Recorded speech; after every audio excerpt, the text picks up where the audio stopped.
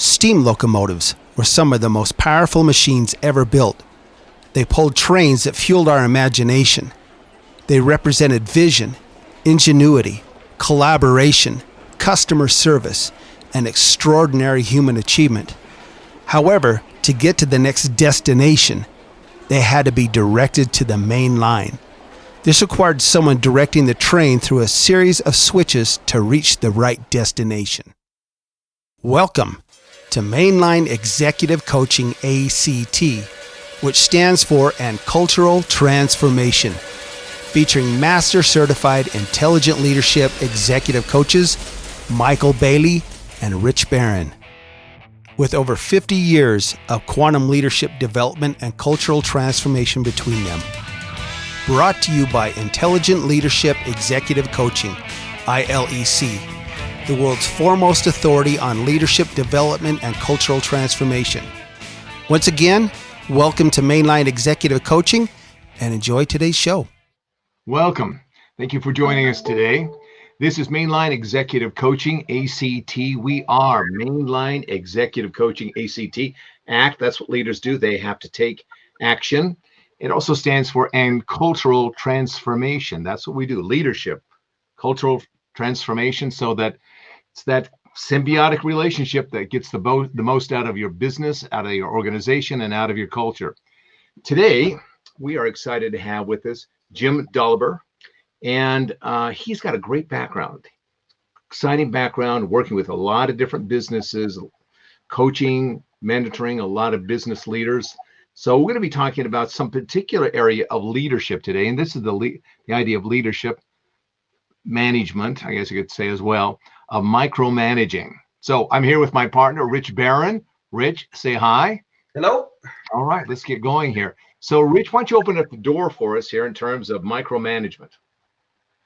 Well, micromanagement, I'm going to go with the term that we hear a lot is the helicopter boss, the helicopter managers.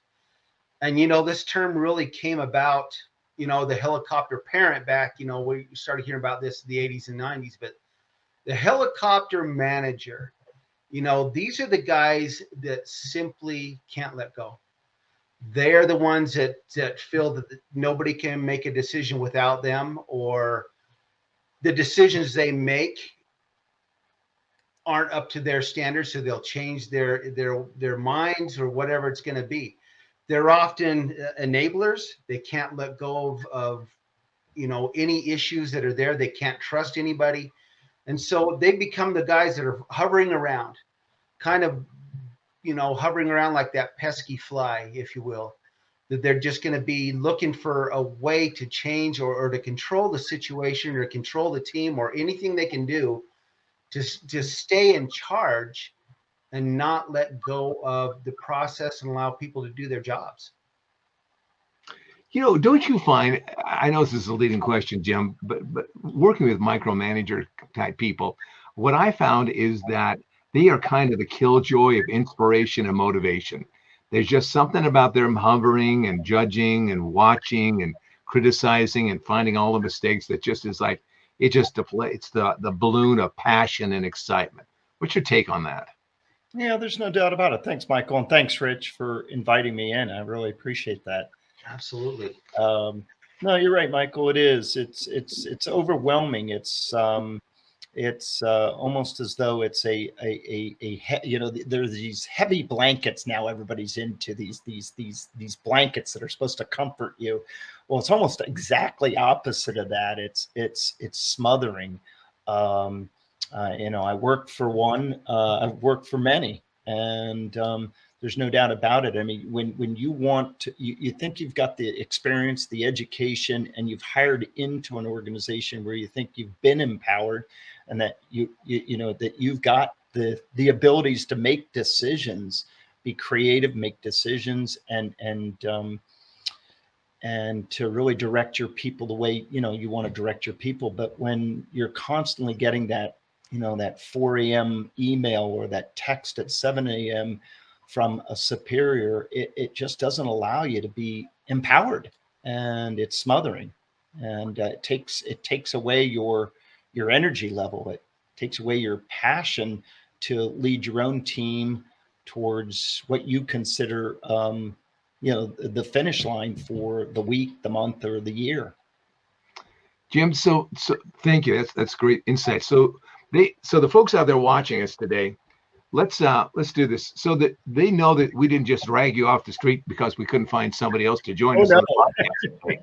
Why don't you give us a little bit of your background and your expertise in business? It's far from that, Michael. I know. They don't though. Let's let them know. Yeah, they don't know, but trust me, that's the case.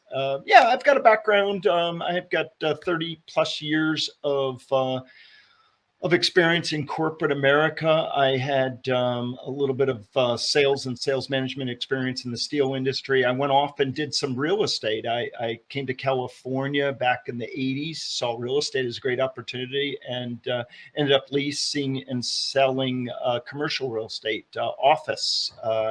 Had a great career there, but I had a young family. I was young, and the compensation was kind of up and down. So I decided to get back into the corporate world where I thought, compensation would be a little more consistent. And I came into a very large franchise company where I worked myself up into a vice president role of a large division where I had teams of operations, sales, marketing, training, real estate, construction, to help support a large group of franchisees in territory where we're expanding. So that's a little bit about what I've done. Had a successful career, and about 3 years ago, I decided to package that all up and step out and do something brave. I went into owning my own business, and I looked at more W-2 and 1099 positions, but ultimately I knew that I wanted to own my own business. So I looked at a lot of different businesses, from retail to consulting to coaching, and then eventually came up with a coaching position. And now I am a career transition coach, and I work with primarily executives that are looking to pivot in life and do something different. And I work with them and help them kind of discover their goals, maybe rediscover their goals around lifestyle, income, wealth, and equity. And then I eventually show them businesses that might be able to check the boxes of those goals. So that's what I do. I love what I do. Really love to just try to help people find a better fit in life. And I've got a big backstory to that, Michael, but for now, we won't go into the backstory of why I chose to. Actually, I've got a personal mission statement. My personal mission statement is about helping people find a better fit. So now I'm doing something where I can do that. Well, that's great. I love that. This is like the 30-second elevator speech going from the bottom to the top of the stadium, the Eiffel Tower, I should say. Yeah. That was good. Actually, that's really good stuff, because I think that brings a lot of credibility to our discussion here today. Yes. So let's take a look at it this way. A couple of approaches here.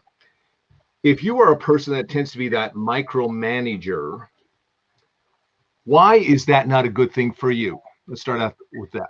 Why is that not a good thing for you, though you think it is a good thing for you, but it really isn't? It's not a good thing for your people. And where would you begin, and why would you begin to change that up? Why would you change that up for your sake? Let's say that. Michael, you're putting me in the position of I am a micromanager. Yeah, I'd say yeah. Why would you want to change that? Maybe you got a lot of power here, kind of hovering over people. Why would you want to change that for your sake? If I was a micromanager, if I was ever a micromanager, I'd feel as though it was on all the time. I would feel like I'd never catch up, because if I've got a team of 5, 10, 20 people, I'd feel like I could never get to them often enough. And I just feel like I'd run out of time. I've got all these roles and responsibilities, but I also have a team. And if I'm always contacting them, wanting to be with them personally, want to be with them via phone or writing emails to them, expecting responses all the time, or text, however I'm communicating, and it would feel like I'm on 24/7. So if you happen to be a very obsessive compulsive person, that might be fulfilling for you, but in the long run, it's going to really wear you out. How about this idea of, why would you want to develop yourself as a better leader? I mean, that's what we do here, right? We do leader development. That's what we're all about. Why would you want to become better at being a leader? What would be the benefits? You mentioned some great things. You're not hovering. You're not having to feel this connection to watch. So that's the not stuff. What would you get out of it that would make it? This is like, it's kind of like, where's the vision of where I'm going? Why would I give this up? Right? There's a lot of stress and problems here, but why would I give that up? Rich, what ideas do you have? Why would I give that up?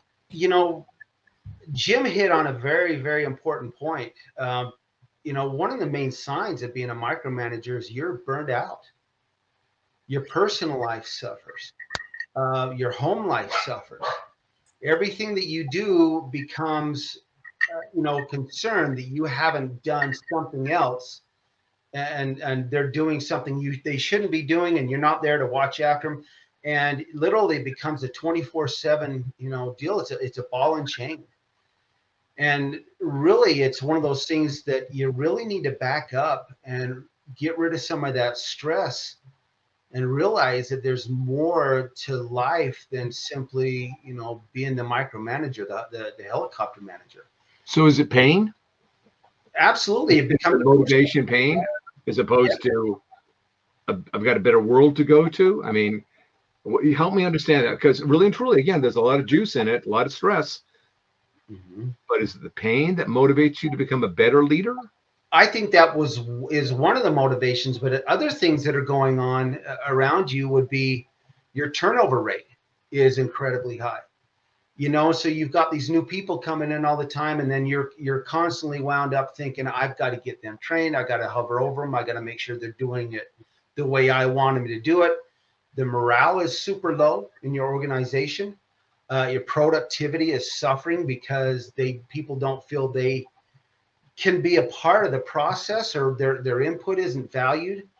And a lot of your day, listen, if most of your day is spent away from your desk or from where you should be, and you're hovering over someone's workstation constantly, or someone's desk constantly, or walking around, making sure that people are doing it the way you want it done, that's all signs of serious burnout, stress, and not only for yourself, for everybody in your organization, anybody that you work with. This, Rich, if you don't mind me jumping in, Absolutely. I'm thinking about just kind of piggybacking on everything you're saying here. Is the other component is a great leader, not manager, but a great leader needs time to focus on the future. They may not be the visionary, guys. There's very few visionaries in this world. Let's be honest. There are, but there are great leaders that don't tend to be great visionaries, but great leaders, but they need the time. You don't have the time when you're micromanaging. You will never find the time to really, truly helicopter way up and get up into the stratosphere and be able to really spend that time that's necessary to move the ball forward, because you're never going to be able to move the ball forward if you're micromanaging. The burnout of your people, the turnover, all that just becomes this constant just wheel that goes round and round and round, but it's not going anywhere. It's on a treadmill.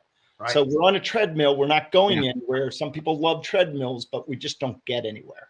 So you've been with people, I'm sure hundreds, if not thousands of times, Jim, where you have walked the floor with them in their business. Yep. Right. Seeing how they're relating to their people, how they're managing them, how they're motivating them, all that kind of stuff. Draw a picture for us of the manager who is that micromanager who's walking the floor, and the one who is the leader, who's more inspiring, building empowerment, believing in his people so that they go out there and they step into those shoes. Just kind of walk us between those two scenarios. Yeah. Well, the micromanager is one that will stop at every single thing that they see that just isn't going right and focus in on everything that's not going right, whatever they see it, be it in process, be it in, most of the time, if you're walking a floor, literal floor, it's going to be probably something in process that's just broken.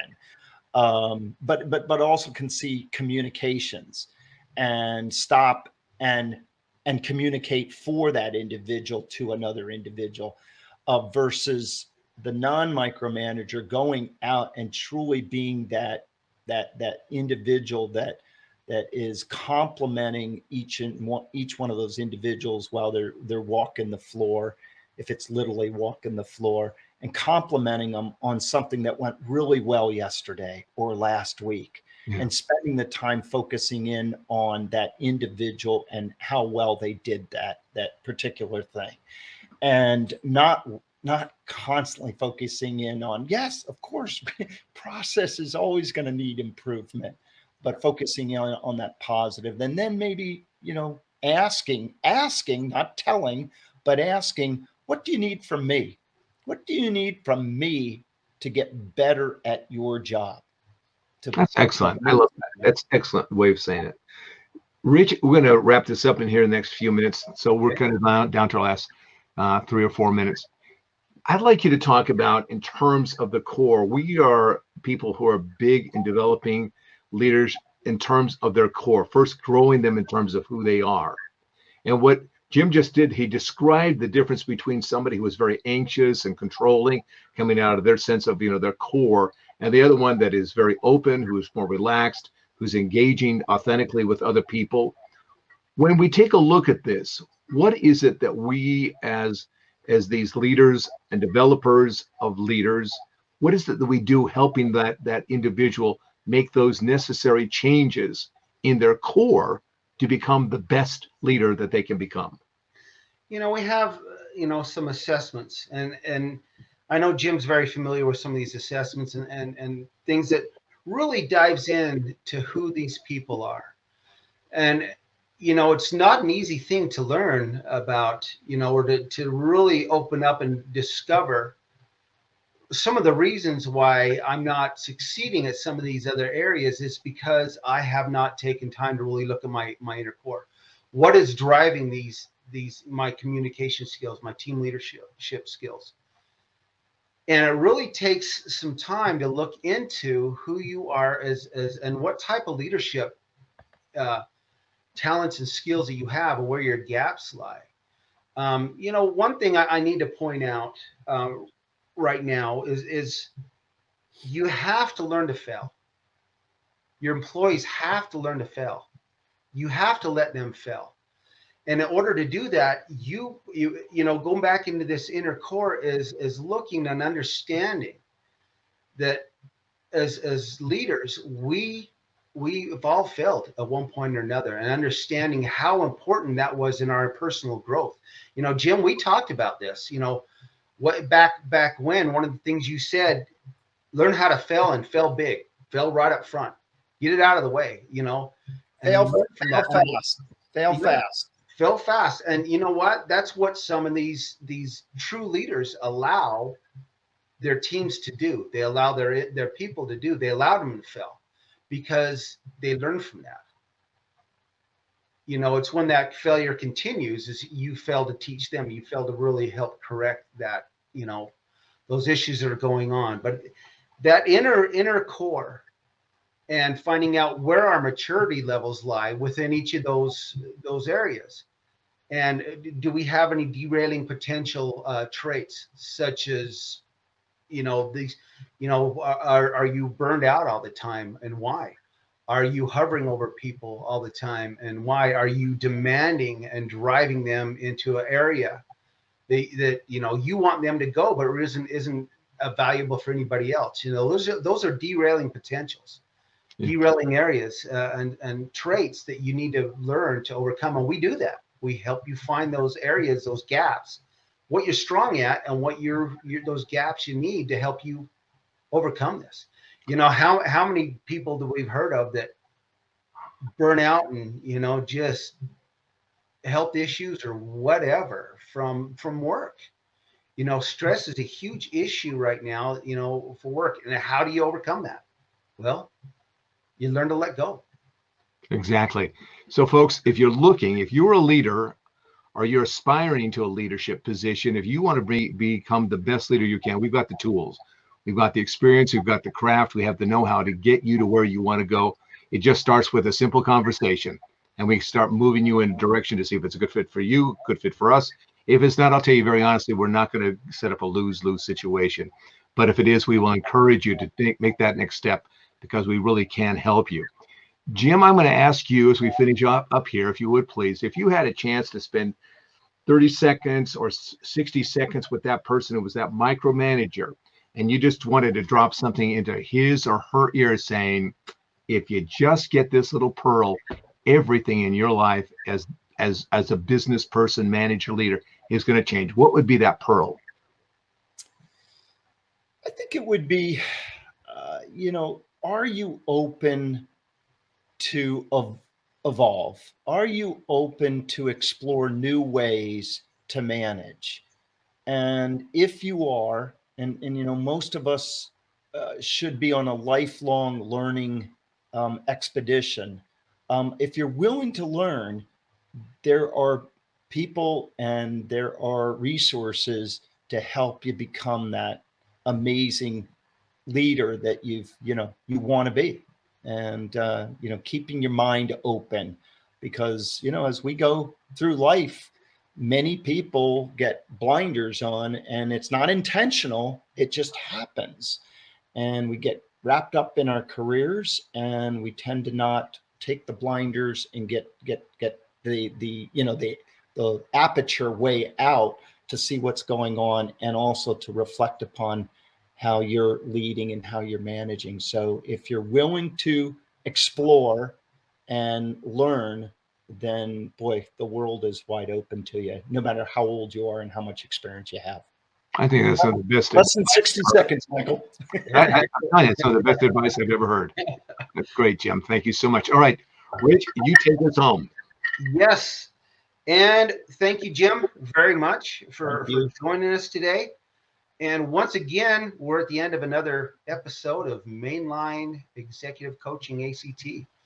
If you want to reach out to us, leave us a comment, talk to us, set up some time, executiveleadersact.ilec.com. And go there and look us up, schedule some time with us, and we hope to hear from you soon. So once again, thanks for all the support. And we, again, Michael, who we calling out today?